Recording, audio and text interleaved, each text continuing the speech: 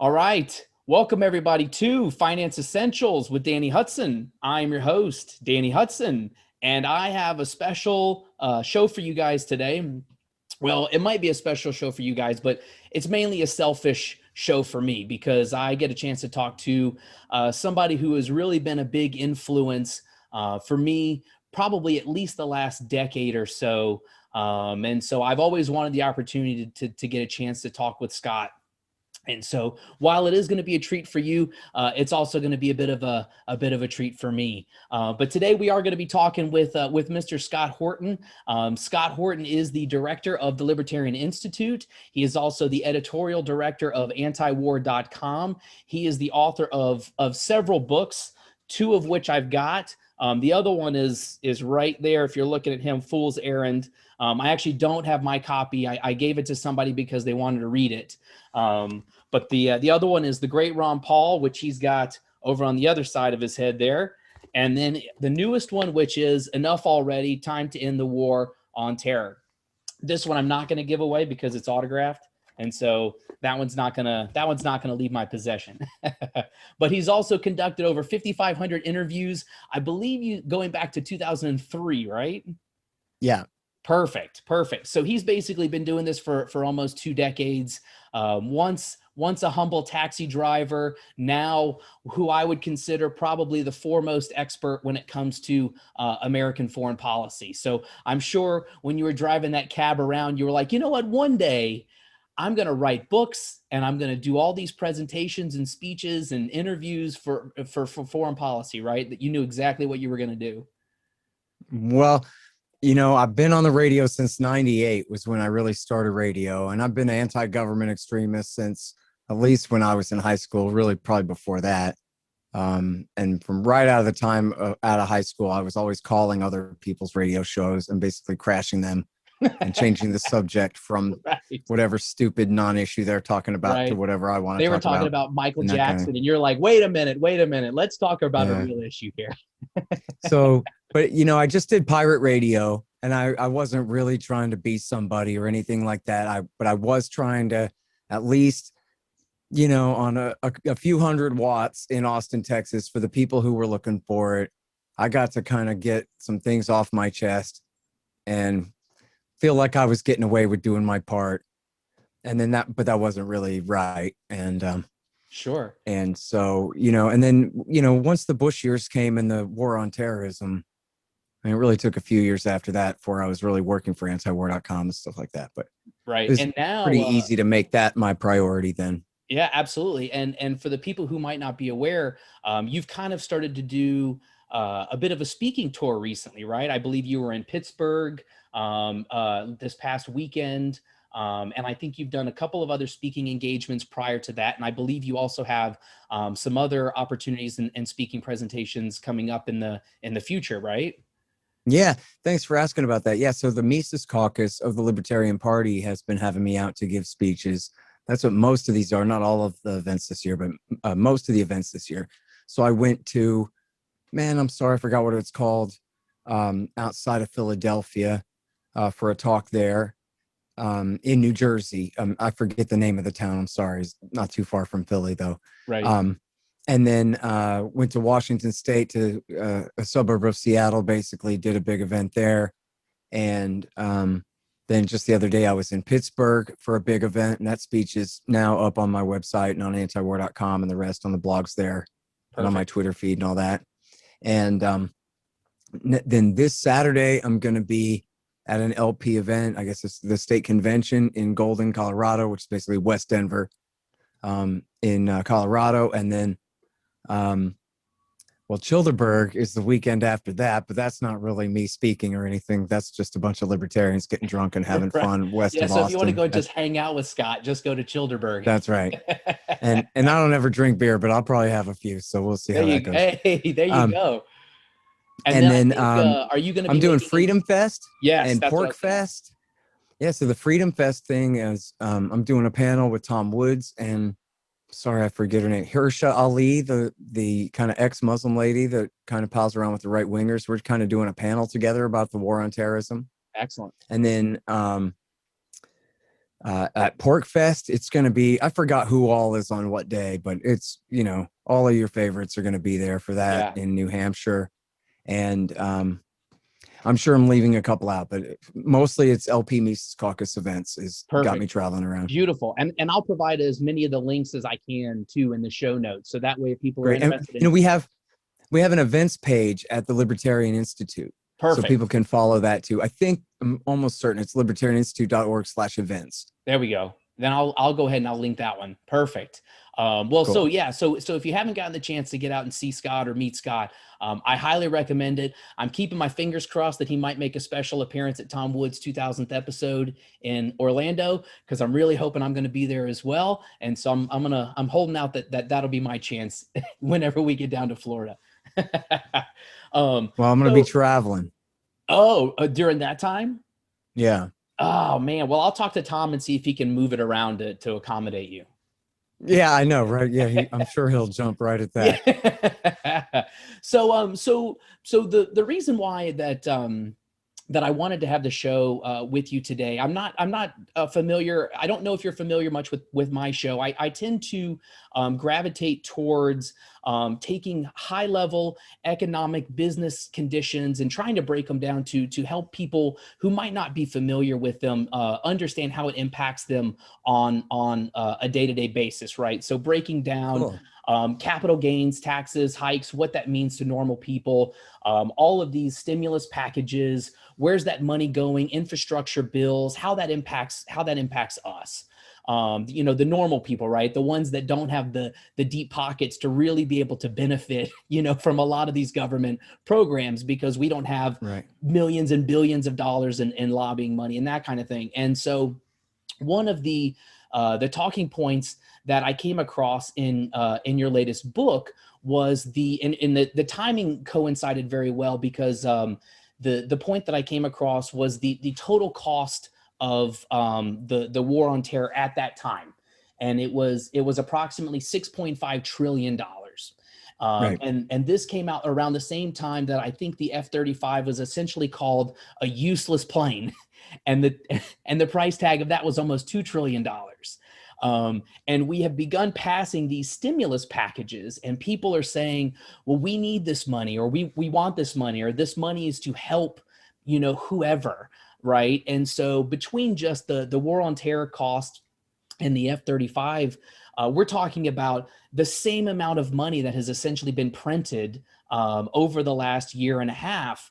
And so we're talking to the tune of $20,000 to $25,000 a person in the U.S. that has kind of been dedicated and spent on some of these military engagements. And so obviously starting off with a $6.5 trillion price tag, I was hoping that you might be able to shed some light on some of the initiatives that the U.S. has taken, whether it's NATO allies or whoever, that has really kind of helped contribute to a lot of that kind of waste that's really fed up there. That's just, it disappears into the ether, right? And it's just in part of this general $7 trillion price tag. Yeah, it's almost impossible to imagine, right? Because it's all just counterfactual. But if you just go back, one statistic I cite in the book was a geographic economist or a economic geographer, I think was his title, economic geographer, I think it was.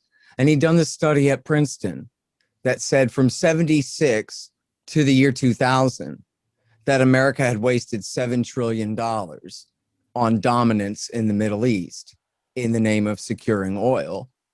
And then he concludes that we didn't have to do any of that. The oil would have been for sale all along anyway. The Gulf would have been open for business all along anyway. Right. We weren't securing it from anything. The Soviets weren't coming. And certainly after 1989, the Soviets weren't coming. Right. So, and after 1991, there was no such thing. So that's the end of that. Right. And of course, and I quote this in the book too, it's a direct quote from Abdel Bari Atwan when he interviewed Osama bin Laden, that bin Laden himself joked, we can't drink it. The oil would always be for sale. He was just mad because, and everybody knows that this is true, right? This is no conspiracy, because you see it all the time. Every president, especially right before a presidential election, openly puts pressure on the Saudis to ramp up production and bring down the price of oil, to artificially subsidize our economy at the expense of the people of the Middle East, who, first of all, their government's revenue is artificially decreased from this political pressure and political decision rather than a market decision. And then, so that means that the spoils for the population are even less. When they live in a monarchy and get hardly anything in the first place. Now they get even less than that. So that was one of bin Laden's major complaints against the United States. When in fact, if we just bought it at the market price, we'd been saving money. We blew $7 trillion securing oil when we didn't spend anywhere near that on oil from the Middle East the whole time. Right. And that was from the time when I was born in 76 through the dawn of the terror war. Right. Now you're talking about $6.5 trillion spent on the war on terrorism itself, which is way lowballing the cost of the project of dominance in the Middle East altogether. The cost of maintaining the Al Ulid Air Base at Qatar, the cost of maintaining the Fifth Fleet's base at Bahrain, the cost of all of the supply and everything just for the occupation of Afghanistan. I guess maybe some of that's counted, but most of it not, or much of it not. And then the naval presence, of course, 24 hours a day, 365 days a year, the massive American naval dominance in the region. You're talking trillions upon trillions upon trillions, all of it essentially completely wasted. What is the worst case scenario? That someone else would control it so that they could sell the oil and make the money. But what do we care? Especially too, if it was a local Donald Trump, I'm sorry, go ahead. No, I was just going to say, especially if it's their country, because in theory, it would actually benefit us if they were able to build up and establish that infrastructure on their own, because then they get to be more efficient, right? And they sell it at a reasonable market price. And then not only do we not have to occupy the country, but we could actually get cheaper oil because they're more efficient. And so here's the rub, right? You have the special interest of Standard Oil of New Jersey, aka Exxon, the most powerful corporation in the world, right? Rex Tillerson's company, right? And so they have a vested interest, not in just supplying Americans with fuel and making sure they have some, right? But in getting their cut of being the ones who are doing the producing and the transporting and whatever to get it done. And you also have a military imperative that we want to be able to cut off oil, especially to China. But hey, even on a nice day, on a Wednesday, on a sunny day, we still get to lord it, even very subtly, over our friends, the Indians, the Australians, the Japanese, the Koreans. You guys sure are our friends, aren't you?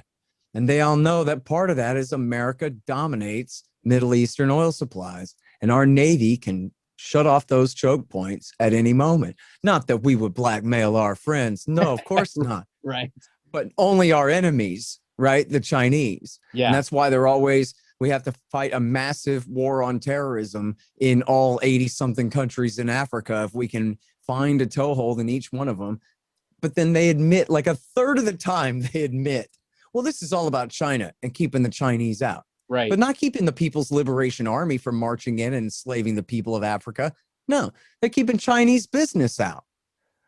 Chinese businessmen who want to transport resources from one place to another and pay for the privilege to do so. But it's in our business to prevent that from happening by using military force. And if you zoom out, like let's just pretend you were a Canadian or a Frenchman or something, you don't have a dog in this hunt exactly, and you just look at the thing. Well, the last 20 years, we've been fighting like crazy to dominate everything. While instead of doing that, the Chinese have been simply going around investing in things. And who's done better and whose economy is growing faster. And, you know, I don't want to name names and get in a fight, but I saw an interview where a China hawk was just talking about, oh, the danger, the rise of China, and they're going to eclipse us, and they're going to have all this power of the world. They're going to have all this leverage over us because of how dependent on them we are. And it's funny because this is the same guy who actually has been a horrible war hawk on American Middle East policy for the last at least 15 years, if not all along. I don't know if he supported Iraq War II or not, but he's certainly part of the neocon faction, supporting war in Libya, you know, not just supporting war in Syria, but slamming anybody who knew better too, and all of these things. And then now it's like, oh, China's pulling ahead of us. Well, really, all that's exaggerated anyway. But what might have we done different? Do you remember back at the end of the Cold War? Go back to the beginning of the 90s, the halfway through the era before this one, or the era before last, I guess. And they said, well, now that the Soviet Union is falling apart, what might happen next? You know what? We're afraid that Germany and Japan might build back up again and dominate the world. And we got to be really afraid of that. Come on, really? Yeah. And that was only because if you said that about China, people would have been like, come on. Right. You know what I mean? 15 years after Deng just barely started turning things around. Right. And the first 15 years were the slowest of the turnaround there, for sure. Still mostly farmland and small, textile industries and stuff. Exactly. Like that. Mm-hmm. But then, so look at Germany and Japan, right? They've both done relatively well over the last 30 years in a way that threatens peace on earth, in a way that threatens American dominance in the Pacific and Europe, even in a way that threatens anyone at all in the last 30 years. Yeah. What have Japan and Germany done? Nothing. Right. Right.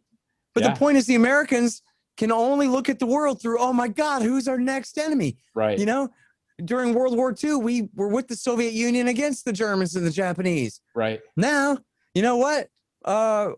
Then during the Cold War, we allied with them against the Russians. Right. Now, maybe we'll have to ally with Russia and China against the Germans and the Japanese. Right. But meanwhile, what are you guys panicking about, right? This is all in your head. And also, of course, it's all just cynical to sell weapons, right? Yeah. And see, this is a real important insight that you trace the relationships. It's obviously there. But I like the way Andrew Coburn put it, the investigative journalist, that the neoconservative movement is really the cross between the Israel lobby and the military industrial complex, right? Like you have the old, what they call the old liberal establishment, which was the Morgans and then the Rockefellers, basically the oil men and the bankers from the World Wars era, right? But then after World War II, you had the rise of the new right.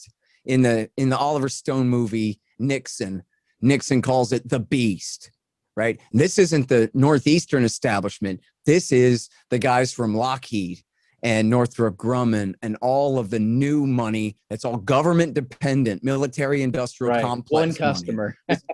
Right. Yeah. This is the power elite that C. Wright Mills wrote about.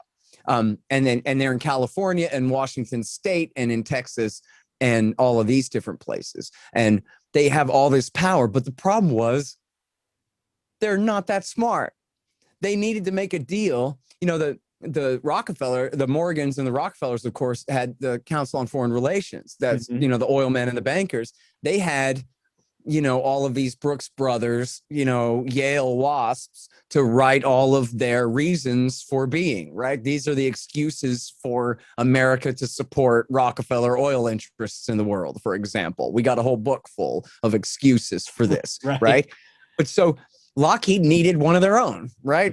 Or 100. And then they made a deal with the neoconservatives, who are essentially the vanguard of the Israel lobby in the United States. And they said, listen, you guys need a bunch of money for your think tanks. We need a bunch of think tanks to write up a bunch of excuses for us to sell our weapons to the U.S. military. Right. So let's make a deal. Yeah. And then that's what they did. And really, the old Council on Foreign Relations types did this to themselves because they wouldn't let any Jews join. They were like one of these exclusive old country clubs, which, by the way, the last one of these in Texas that wouldn't allow Jews to join closed when I was in high school in the 1990s. So this phenomenon of like being, the most elitist WASPs being very anti-Semitic really was part of this. And, this is part of the libertarian movement's heritage too, right? And the same as the neoconservatives. It's all middle-class intellectual Jews and Catholics who weren't allowed to join the WASP establishment. So they made their own. Now the libertarians eschew power and so moved to Alabama, right? And just publish books. Well, the neoconservatives, they're the cult of power. So they all stayed in DC and started working for Senator Jackson. And then in this alliance with the military industrial complex, Senator Jackson was known as the senator from Boeing, right? From Washington State, Scoop Jackson. And so then they really created an entire plethora of independent little Council on Foreign Relations of their own, right? Yeah. The Washington Institute for Near East Policy and the Jewish Institute for National Security Affairs, the Project for a New American Century, and the Foreign Policy Initiative, Center for Security Policy, and on and on and on. Yeah. And then they get to create this giant echo chamber of why America needs Lockheed products and needs them now. Right. And it's just a huge racket. And you've brought up a good point on your show multiple times, where you take a look at the amount of lobbying, right? From on a prior show, for example, I made a reference to the amount of lobbying that the NRA does, and it's people talk about how the NRA owns Washington and all of this kind of stuff, and if you compare the NRA lobbying versus the insurance lobby or the healthcare lobby or the defense lobby, right? The NRA wouldn't even be allowed at the table because it's so minuscule. But then you take a look at your, and again, you brought this up multiple times on your show, the money that we are basically giving away overseas, in particular to Saudi Arabia, it creates several thousand jobs or something along those lines in the US, right? Where the impact here is relatively minimal outside of these major contractors where they lobby $10 million and they get back a contract for 40 billion or, whatever it might be. And so is that relationship to why most people see that as a net positive to the US? Is that a right? It always goes back to FDR and the Second World War, right? So this is certainly the libertarian argument, and I buy it. And there are a lot better scholars than me who can prove it to you, like Robert Higgs and Murray Rothbard and others like that. But essentially, the New Deal just made the Great Depression worse. The Great Depression was caused by bad monetary policy and the result of that bad policy in the crash of 33. In fact, of 29. But in fact, David Stockman says by his analysis of all of the numbers, the recession was over, the depression was over, and everything was back on the upswing by the time Roosevelt was even inaugurated. But then, so in other words, if they just kind of let prices settle and reorient, things would have been okay. Instead, they embarked on this massive social engineering project, which did do some good things like abolish the company towns and, they did intervene on a lot of the degrees of pseudo slavery that were still going on in the South, where any black man can be arrested for so-called vagrancy and sentenced to life and essentially recommitted to slavery. They undid a lot of that, and there was a lot of good to it. But as far as trying to tinker with the economy and create wage and price floors and all these things, plowing under crops in order to artificially boost the price and all this stuff, all of it was just completely crazy and counterproductive. And it wasn't really resolving anything. Yeah. And then the war seemed to have solved that problem in many ways. And if you learn this, and everybody does learn this in 7th grade, so it's the 7th grade version that counts, right? That's the one that you get. That's the one we all know. 7th grade, right. That's the one that is the kind of common consciousness understanding of a situation. And that is, in the 1920s, who ever heard of the Federal Reserve being created by Woodrow Wilson 20 years before? I don't know. 1914.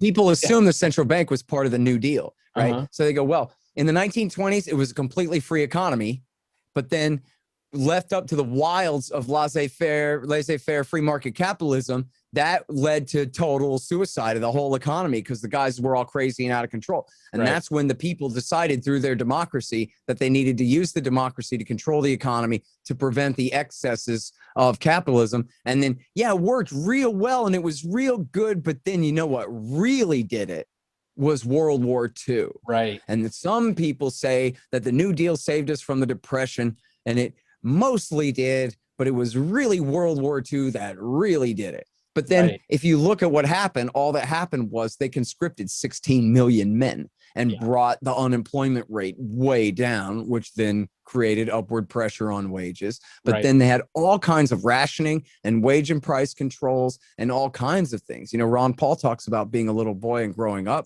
in World War II. And he said it was still the Great Depression to us. Yeah. Tell us. Yeah, we were on severe, ration restrictions and all of these things.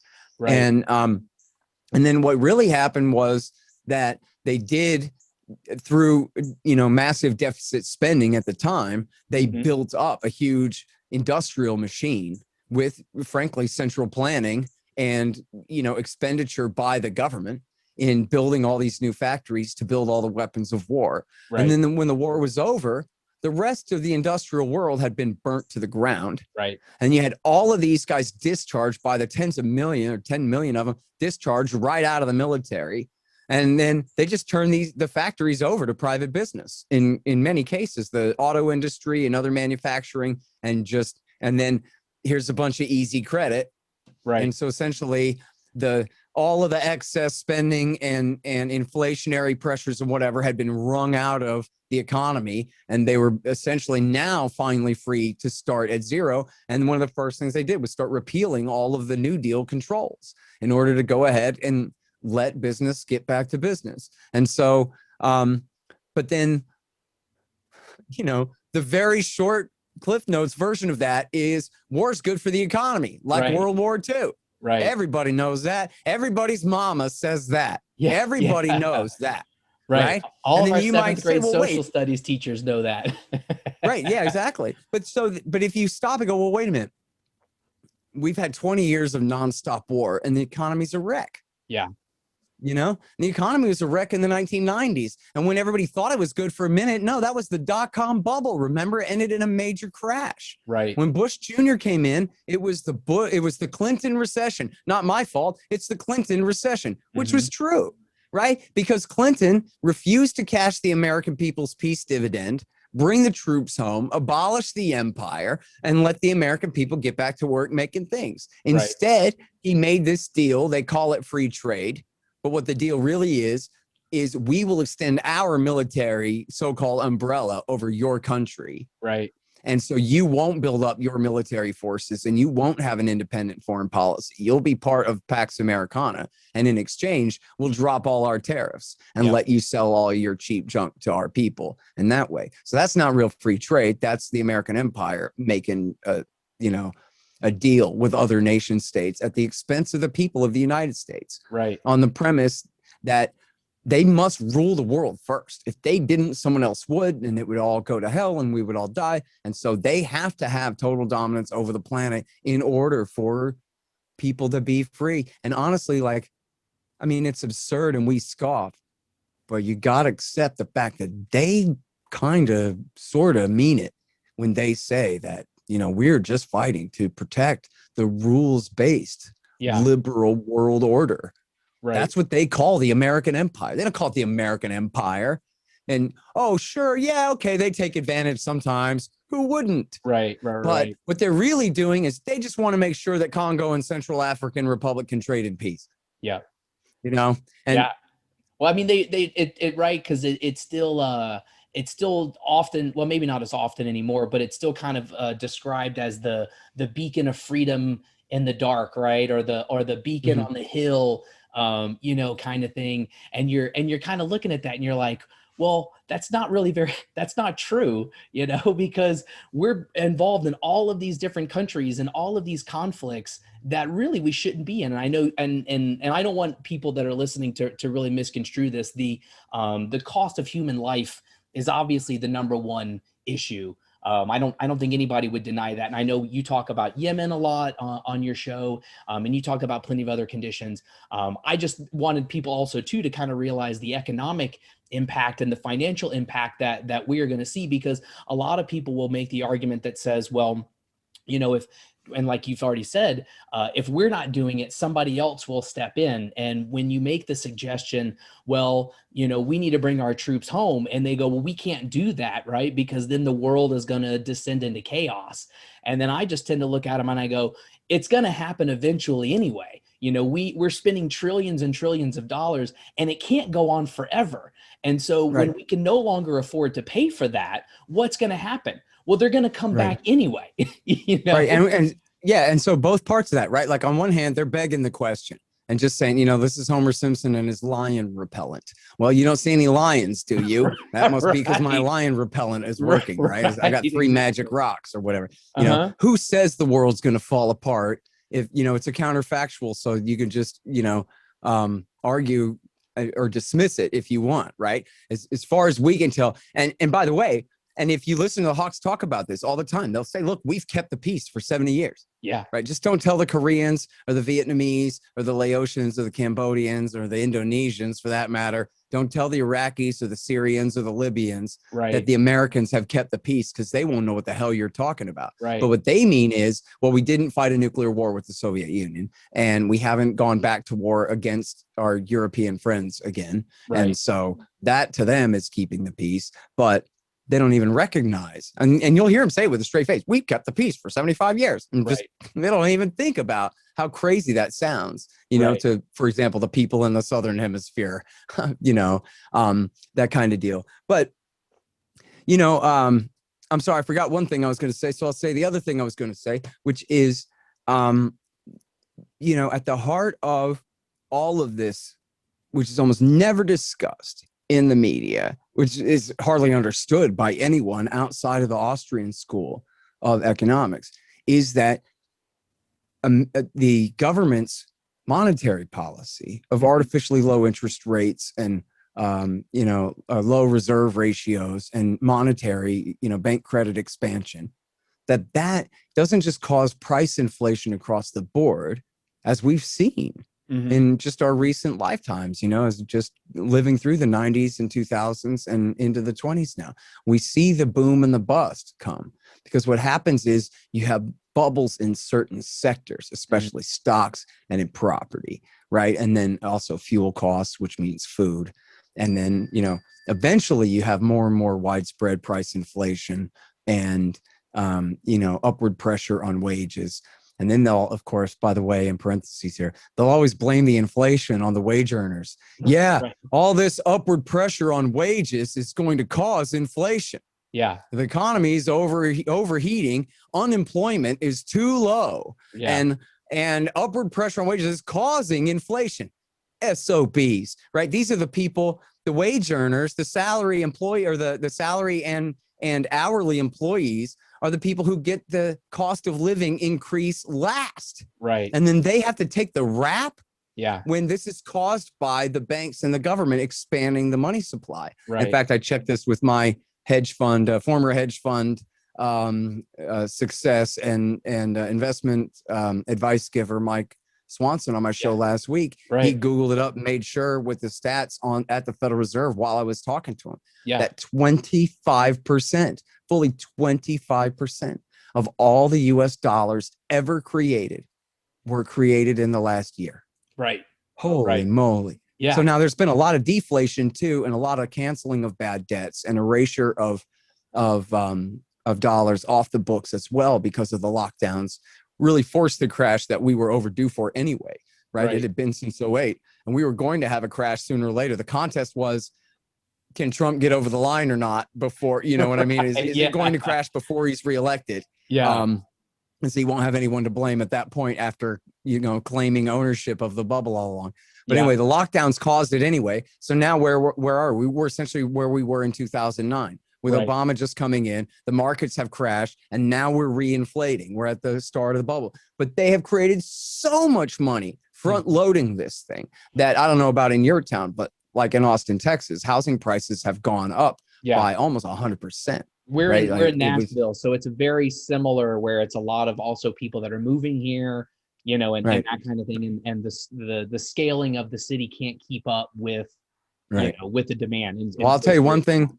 One thing that's happening here in Austin is hedge funds with free money from the banks are able to buy up hundreds and hundreds and hundreds of houses at a time to rent out, and competing with and essentially gentrifying the people of Austin. Never mind the poor Black people in East Austin who are all being gentrified. It's the Austinites are being gentrified, you know, out of our own city. And it ain't the free market, right? It's you know, all of these artificial pressures. And yes, it's true, there are a lot of people fleeing California and coming here, but at the same time, on easy credit that, you know, regular working people don't have, but rich people do. And so they can come in and just change the whole scale of things. It's all a massive distortion. And then people move further left when the crashes come, and just during the bubbles, when the inequality is so out of control. I mean, look, not just rich people, right? But anybody who's just middle class and owns a house Yep.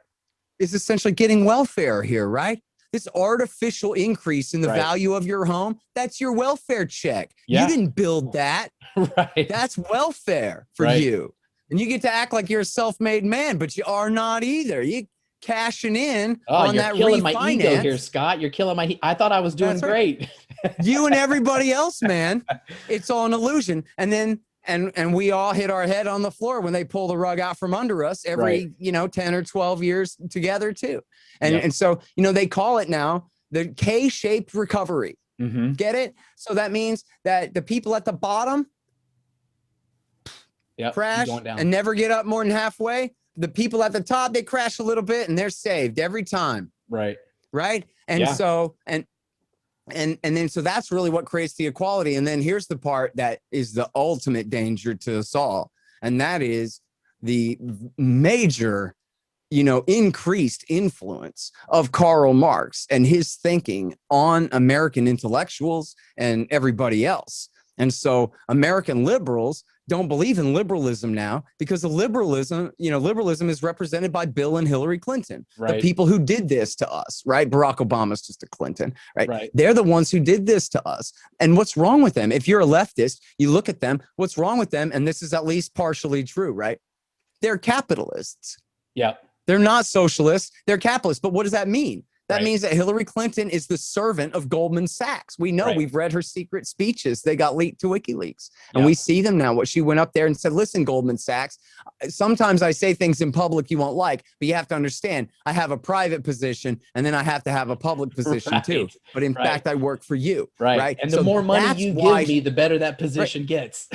But so that truly is why she's such a cold, cruel monster, or that is why they value her cold, cruel monsterness so much. Right. So then the leftists look at that and say the problem is capitalism, not the problem is the world empire and the world state. They probably never heard of a free market guy like you or me being against imperialism. To leftists and imperialism, and you got to admit they're kind of right about this. And this is a lot of the reason why so many of us, once we become libertarians, we become anarchists, because you realize that, look, well, you got to have private property and markets and prices, or we're all going to go hungry. But at the same time, if you give a successful businessman a Congress to bribe, we'll live in a fascist dictatorship in 200 years. And here we are. Right. You start going down that rabbit hole just a little bit, and it doesn't take long before you get to the bottom of it. Exactly. It's the camel's nose under the tent, and they're in. Give them a limited republic, and you will live in an unlimited world empire in no time flat. And one of the other things. And so, but then that means people are really moving left, and they really believe that, the real problem is that people are allowed to be billionaires at all. The real problem is that any individual private people would be able to hold more than a certain amount. Otherwise, all that money should be taxed away by the government and given to public schools or whatever kind of left-wing trope, right? And then that will solve the problem, right? Is we will, as Michael Moore puts it, we'll democratize the economy. Meaning what? Like all prices and all capital investments will be decided by the government, by a popular vote in your state house or whatever. Like, what are they even talking about? They don't even know, right? What they mean really is turning more and more and more economic decisions over to the fourth branch of government, to regulators, to control business, which doesn't increase prosperity for anyone. It might help punish some rich people you hate, but it's not going to help any poor people that you love, right? And then, and at the end of the day, if you really abolish property rights and you really have a society that believes that if this is capitalism, we must be socialists, then we are all in for a hell of a ride, because you have not just all of the horrible economic implications of that, but you also have all the implications of the right wing's reaction to that, which is to load rifles and refuse to accept it.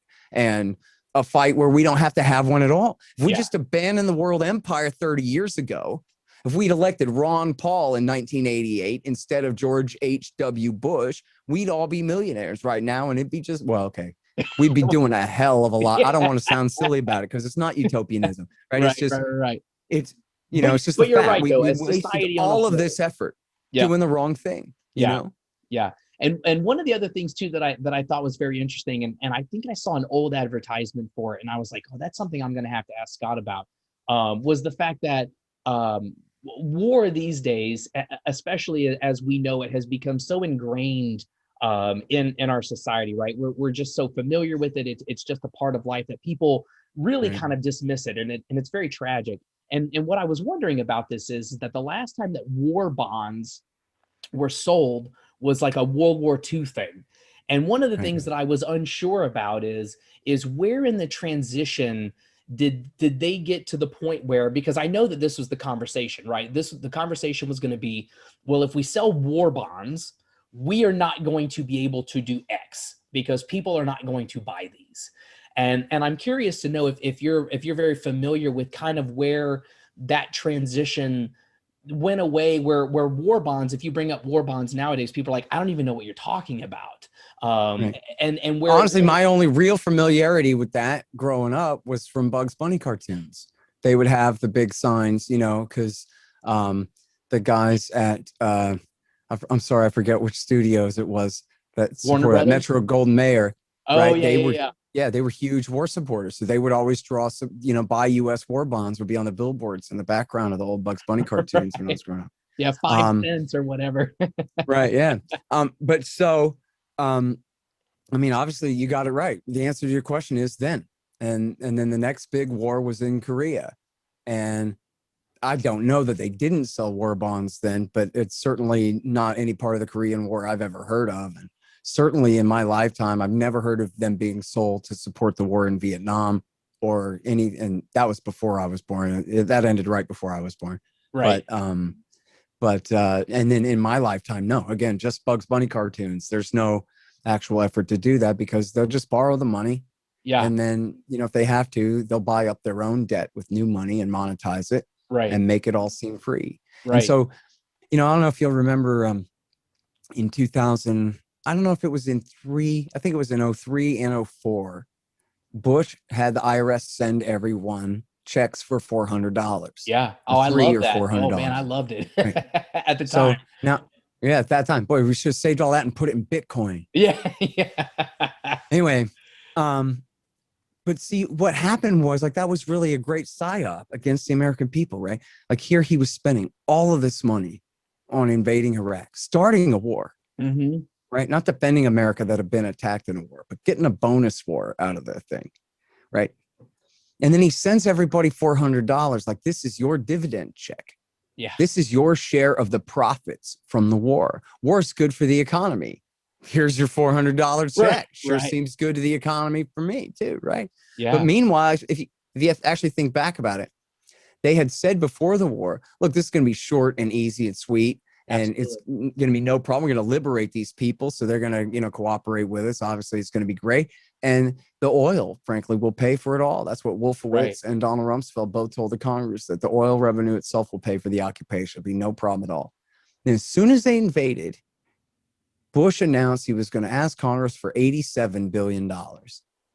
And all the news media and everybody and the American people at large were like, what? 87 billion? Right. Real sticker shock.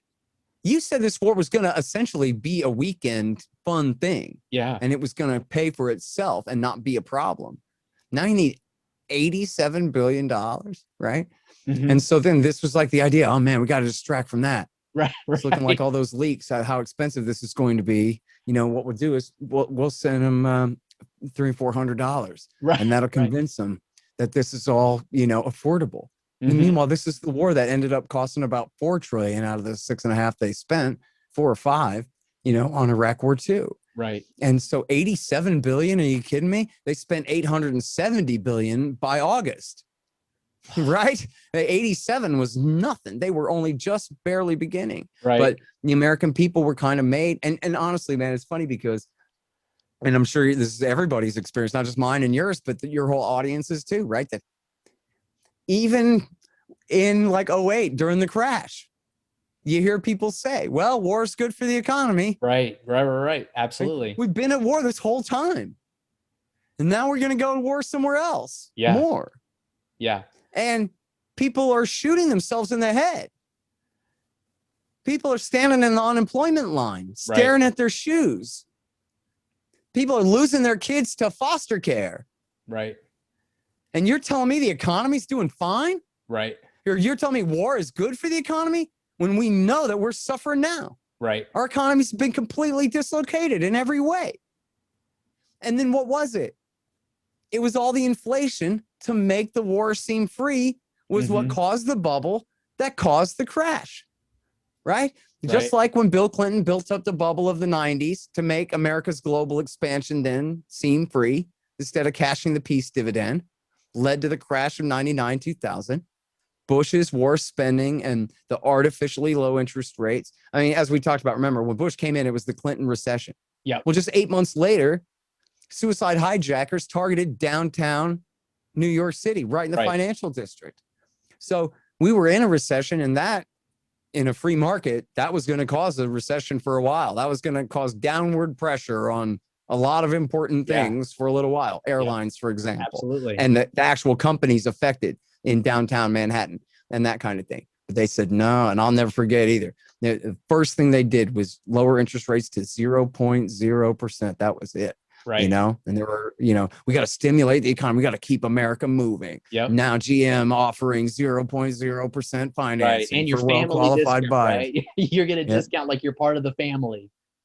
Exactly right. We're all in on this together, you know, but it was all a scam. And then listen, you know, as a news head, you know, this is part of my job, and I know it was a big deal, and I didn't check the statistics, but I know the Federal Reserve keeps them. And in fact, I've heard tell about the statistics and read like of them, you know, anyway, that, you know, but I know just from my own experience of reading the news constantly in 2008 and 9 and 10 right there, that suicides and murder suicides of especially, you know, fathers killing their whole family and then themselves was just absolute epidemic across this country. For all I know, it still is, and they just quit reporting it as much as they used to. But this is, you know, especially in 09. I mean, go back and look. Right. Check out Google News results for suicide in 09 and murder suicide. And it's what it is it's, you know, men who have failed economically from their ability to provide for their family. Right. And as far as they know, it's all their own damned fault. Yep. And they have nobody to rely on. Yeah. And so, you know, what are they going to do? They can't run away. Because then what? Leave their wife and kids to go find some other man to replace them or something? That won't do, right? And then so they murder them and then shoot their own head off too. And that's not bullshit. I mean, that happened over and over and over and over and over because of this stuff. And nobody, you know, honestly, think about how many lives could be saved if someone just told them, hey, man, it's not your fault. It was Alan Greenspan did it. Right. Right. What we're going to do, we're going to burn him at the stake and then you're going to be fine. Right. Right. Yeah. I mean, well, not that you would be fine, but yeah, but yeah, you might still lose everything, but at least you know it's not your own damn lazy fault that you didn't try hard enough because you did, man. It's okay. Right. It really was they, them in power that did this to you far outside of your control. And I don't know who coined the phrase that, you know, not one man in 10,000 understands monetary inflation, central banking, monetary policy, how any of this works, but it affects every one of us, you know, and in these terrible ways. And seriously, and if another you didn't have the wars, you don't need the central bank. Right. And turn it around too. Go read the National Review. They'll say, well, of course we have to have a central bank. What if there's a war? Yeah. Yeah. Well, that's what the National Review wants is a war. And that's their excuse for having a central bank is war. Well, that's why we ought to take their central bank away. And what if we just had sound money? And what if we didn't have a world empire? Yeah. And what if we really wanted to change how the world works? Let's say, for example, totalitarianism in China makes us sick to our stomach. Maybe we'd be in a lot better position to criticize it if we weren't guilty of all of our society, our government wasn't guilty of all of the worst violence on the face of the planet over the last 30 years. Absolutely. That no one could deny, you know? So now we want to say criticize freedom of religion in Pakistan when, you know, okay, they stone a guy for converting to Christianity, but we kill them just for being near somebody who has a cell phone number that once called another cell phone number. Yeah. Yep. I think right now, part of the justification is well, if we leave Afghanistan, the rights of women will be rolled back. But then it's like, well, we bombed an entire hospital, and you know, like who are we to say what could happen is justification of our actions? You know, I mean, that to me, you know, tends to kind of blow my mind. And you bring up a part of it too, as far as impacting people here. one of the other things that I read is that in that 6.5 to 7 trillion number or whatever, it's not actually factoring in healthcare costs and the like for our veterans, and so that number is another $1 trillion that they're expected to spend on these poor souls who, whatever their reasoning was for going over there, are coming back and they're damaged now. And Right. now we're expected to say, hey, we screwed you up. Now we're going to spend $1 trillion trying to make you whole again, Right. just so we think that we can sleep well at nighttime. Right. Yeah. And, so, I mean, it's a really important point. And remember, too, this whole time, we've got $10 billion submarines prowling the whole planet Earth. We have bases all over the world that don't have even the slightest tangential relationship to the war on terrorism at all. And so when we say the war on terrorism has cost $6.5 trillion, that's not defense spending. Right. Defense spending is essentially $1 trillion a year. Right. We spent $20 trillion, and that number does include the VA. Yeah. And it includes the energy department and their, possession and care and feeding of all the nuclear weapons and all of that infrastructure. And yes, the medically, dependent wounded soldiers, of whom there are very many. And in fact, not like I'm lamenting this part of it or whatever, but just in context, you understand that life-saving technologies on the battlefield have advanced so much that guys who in any other war would have died are now, they live, but without, losing their arms and legs. And now they're totally helpless in a bed for the rest of their lives, this kind of thing. So that's just, I'm not saying like, oh, it's too bad they survived. I'm not saying that, of course, but I'm just saying it changes the situation where we have that many more people who are going to be dependent on healthcare for that period of time, who otherwise, wouldn't have been. And so you're talking, literally. And look, it's impossible, right, to even really imagine how much $20 trillion is. Absolutely. And, unless you really are that specialized of a math genius. I know one way that I was taught was that 1,000,000 seconds is about a week and a half. Okay. And 1,000,000,000 seconds is about 30 years. And 1,000,000,000,000 seconds then is 30,000 years. Wow. 1 trillion seconds is 30,000 years. Right. Okay. And we're just talking about, trillions upon trillions upon trillions upon trillions upon trillions of dollars. And this is another argument for leftists to say, we can afford all this, but we can't just buy every bum a house. Right. I know what's the total cost of making sure that all homeless people have a mattress and a pillow? Even as a government program? Yeah. How much does that cost? Don't tell me it's more than $100 billion. I believe, and that's just Sanders, one measly 100 billion. Right? Yeah, I think Bernie Sanders quoted at 90 billion. I think he said if we had 90 billion, we could cure homelessness in the United States. So let's triple that. It's still chump change, right? Right. It's still chump change compared to what we spend on hydrogen bombs. Yeah. Still chump change compared to what we spend on the F-35. That ain't fast, ain't stealth, can't shoot, camera doesn't work. Right. Helmet will break your neck if you eject, and can't talk to an F-22. I mean, the thing is a complete freaking joke, right? But they'll spend $2 trillion on that. And, again, I'm not arguing for communism. I'm just saying, boy, these capitalists sure are handing the communists a lot of great arguments against having a system of private power, if this is how they do it. And that's a good common ground too. I know that there's a lot of people that come from the left that make that argument where essentially what they're saying is they're saying, well, what do you mean that you can't find money to fund this, right? We fund this for trillions and trillions of dollars. And most of us, we're like, yeah, we agree with you. Let's get rid of that. Right, I typically tend to make the argument where I'm like, look, if you're going to tell me we're going to spend $1 trillion, on one hand, it's going to go over here to give to people here, or the other one, it's going to be used to maintain this empire. I mean, if you're going to make me choose, the choice is obvious. I'm not going to argue with you on that one. And I think you do a very good job on your show, because I know you have guys like Aaron Mate, who outside of foreign policy, you probably disagree with a lot politically. Most of my guests are leftists. Exactly. The majority of them. And that's what makes the show so great, because there's that commonality there, where it says, hey, look, regardless of all of these other issues, this number one issue is something that we have in common. And it's something that more and more people need to familiarize themselves, because it's going to impact us more so than almost any of these other activities over here. And look, and a libertarian, and look, all good libertarians would agree with any leftist that money would be better spent on health, education, and welfare. We just don't want the government to do it. We want to keep our own money. We want to spend it on our own health, education, welfare, and contribute to the health, education, welfare of others as we see fit. But there's no question that that's what we all want, is a higher standard of living for everybody. Yeah. And hey, why not the poorest and least among us first? That sounds fine to me. But that's not incompatible with having property in markets, unless your Congress has been captured by big business, in which case, we are where we are. Right. And so we only have a couple of minutes left. I know I'm sure you probably have another interview that you're going to have to hop on. I got a little time. Okay.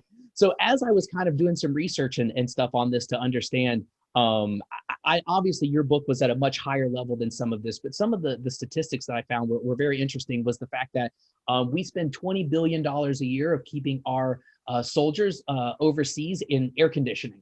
So our air conditioning for our soldiers is $20 billion. That we spend $300 million annually for the U.S. funded salary payments of the Afghan National Police.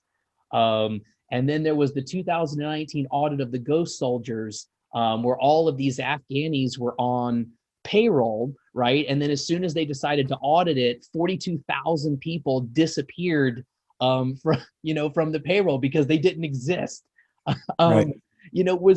When we're talking about things like that, are there some statistics or things that really have stood out in your time of research that you look at it and you're just going, this is just, I know we talked about the F-35, but is there just some mind-numbingly insane wastefulness that you look at and you're just like, I can't even believe it, right? $20 billion to keep these guys air conditioned, that funds 20%, right, of Bernie Sanders's in homelessness, program. Right. That's crazy to me.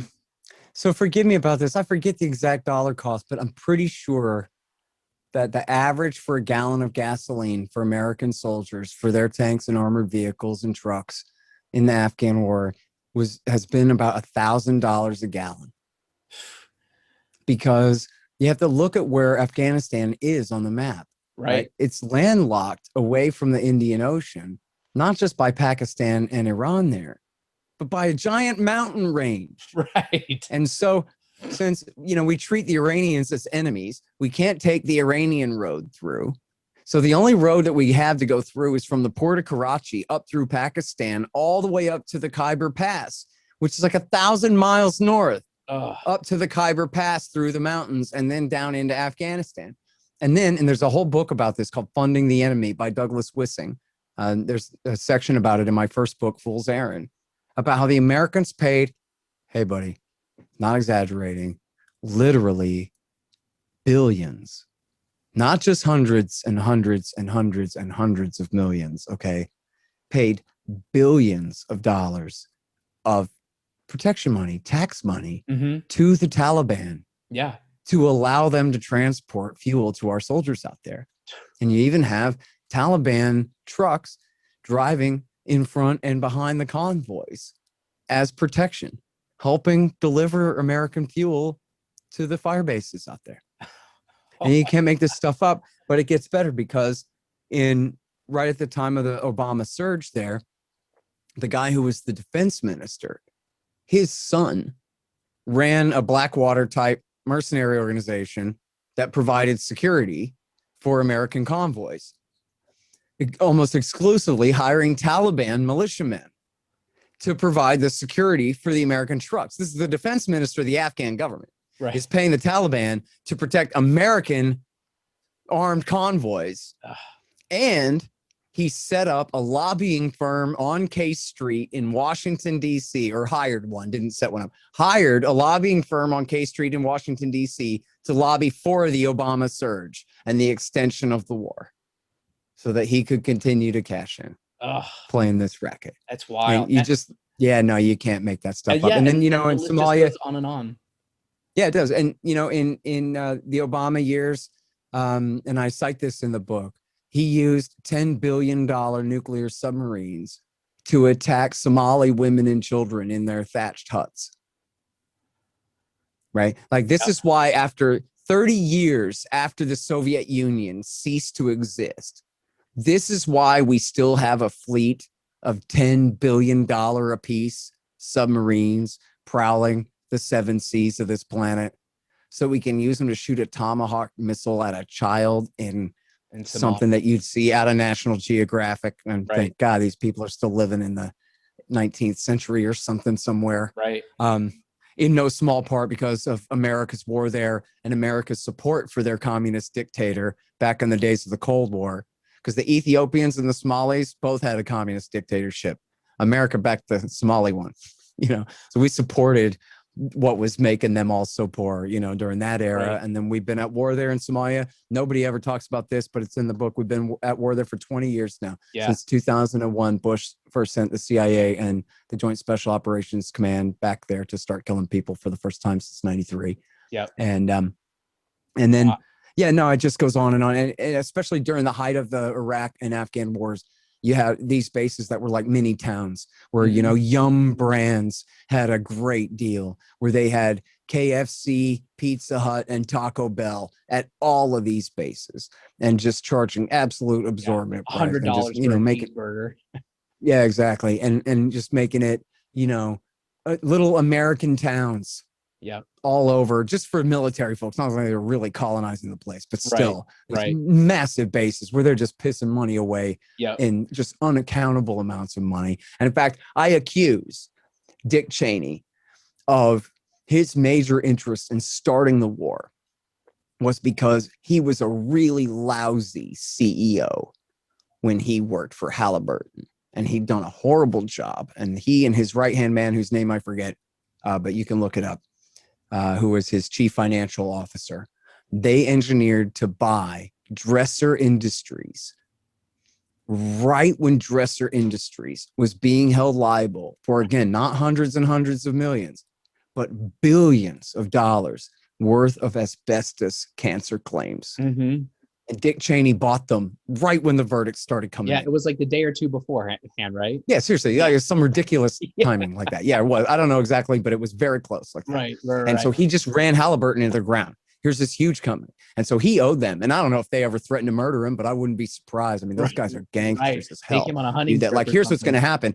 You're going to become vice president and you're going to put us on the dole and you're going to pay us back for what you cost us here, son. And so that was what he went and did. He owed them big. And I think you brought that up in the book as well, right? Yeah, exactly. It's in there. And so speaking too of enough already, a mutual friend of ours, Operation Libertas on Twitter, I know he has also got a program going on where if you purchase the book of enough already, that he'll also donate a copy of it as well. And so it's for a great cause. And so if you're listening or you're watching and you haven't bought it, I'll include that link as well.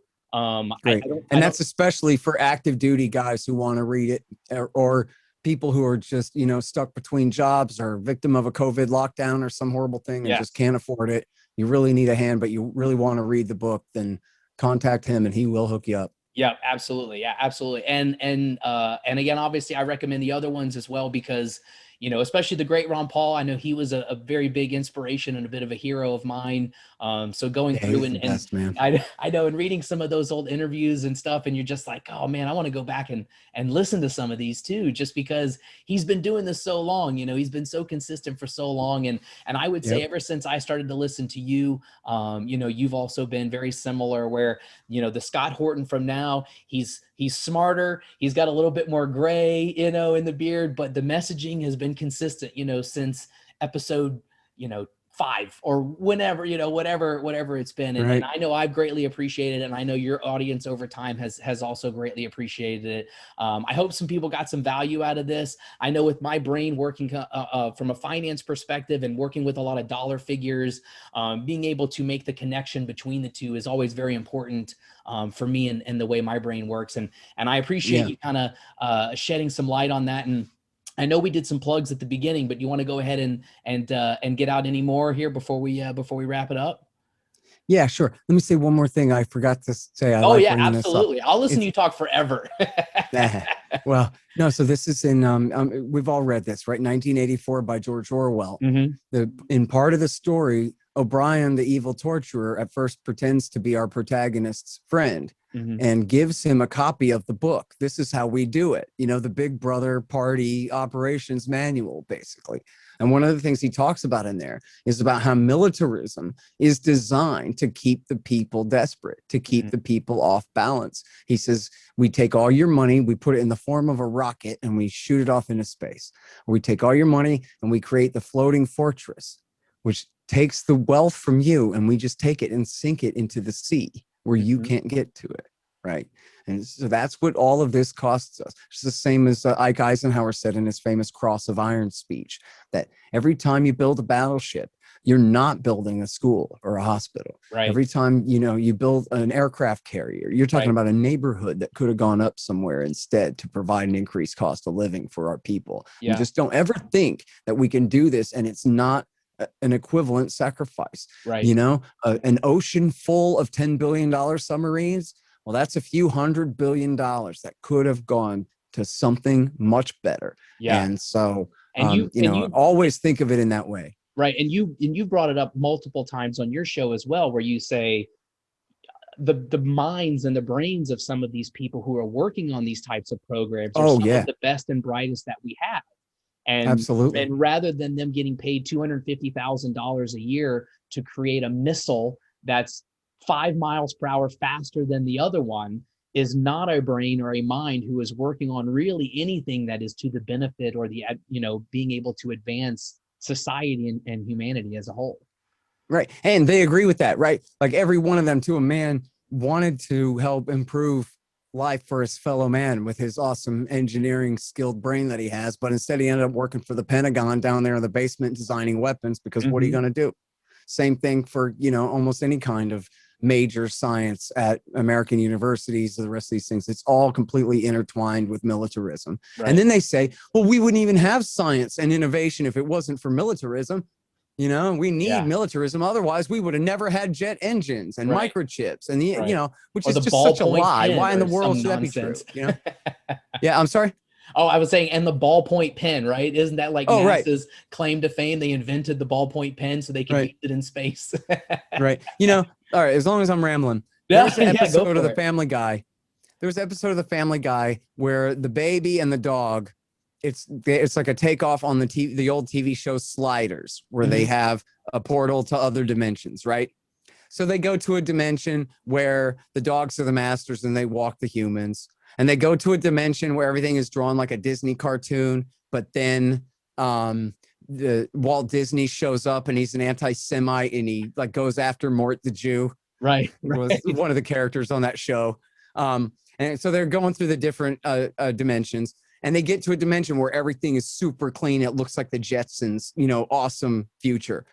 Imagine, utopian high-tech type future. And they figure out that what's happened here in this timeline, in this dimension, there was never any religion.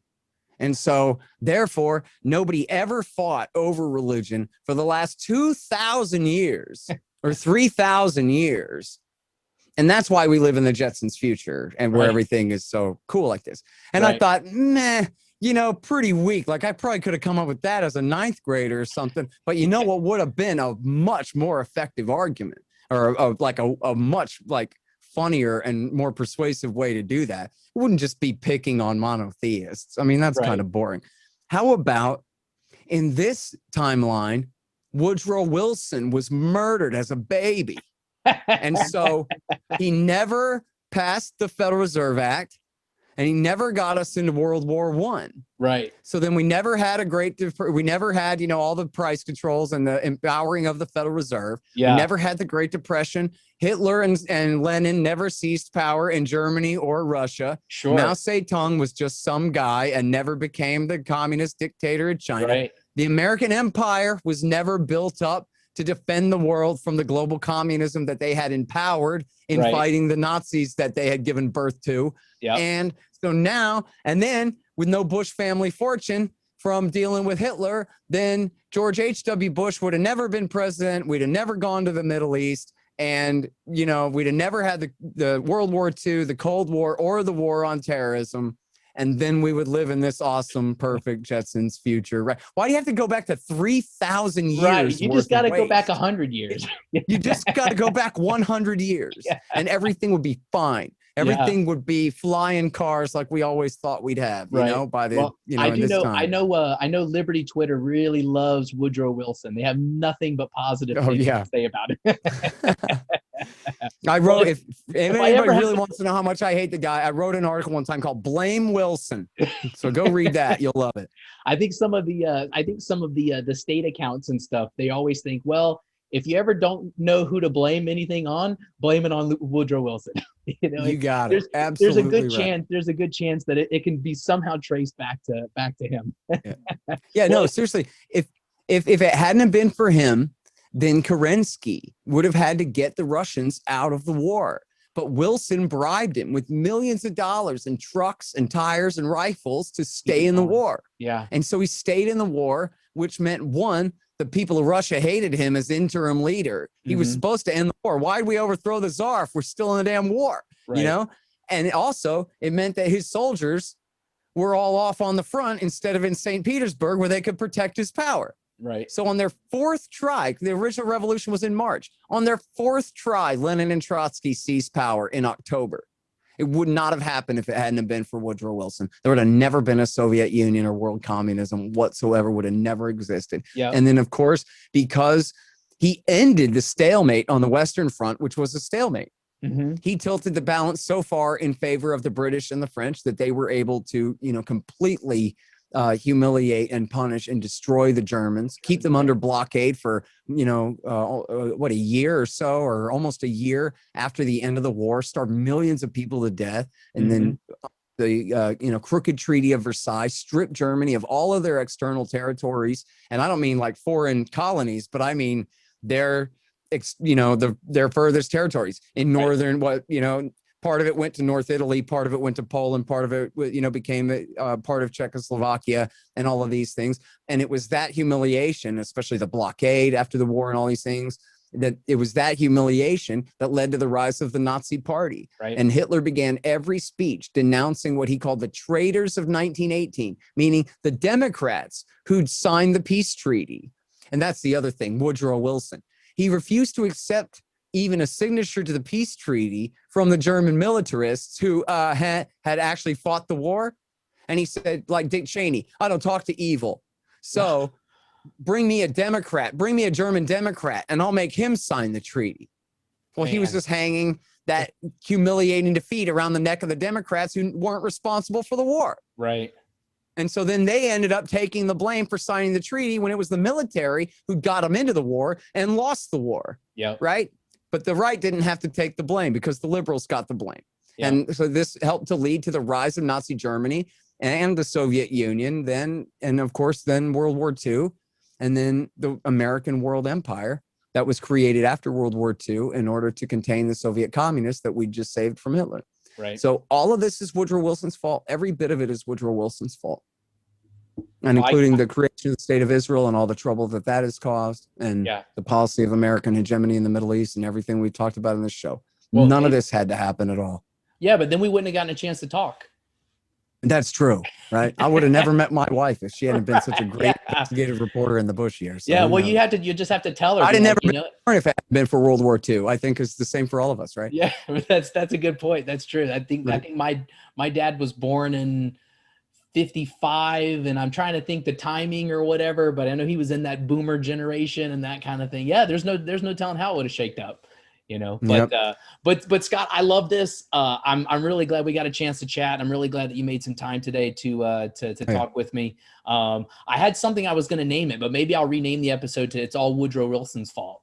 Of course, absolutely. Everything in the world is. He signed that Federal Reserve Act and he signed that Declaration of War, Right, man. That's it. right. So anyway, the plugs, you said antiwar.com, Yep. libertarianinstitute.org, and Fool's Errand, Time to End the War in Afghanistan. Enough Already, Time to End the War on Terrorism. And I got 5,500 interviews at scotthorton.org and at youtube.com/Scott Horton Show. Yeah. And also too, the show is on Apple, iTunes and stuff. And so I know I listen to several of them, including yours, generally when I'm out for a walk. And so if people are listening to this, pull them up. Most of them are generally anywhere between 30 minutes and an hour. But they're so easily to be able to binge, and just because Scott will generally kind of batch post them, I think, where normally, I'll log in one day and I see 3 or 4 new ones. And I'll just listen to them all kind of, back to back. And so I did 6 today. I got one more coming. Oh my God, you're an insane person. Yeah, well, there's things I need to know. I do 1 a week and I'm like, oh my God, I'm exhausted. But man, anyway, so Scott, you're never going to catch up at that rate. Oh yeah. You and Tom, you guys are both way out ahead. But I will include all the links and everything like that too on the show notes page. And I hope that somewhere down the line we'll get a chance to do it again. Absolutely. Happy to. Thank you very much. Thanks, Scott. All right. Take care. Bye. You too.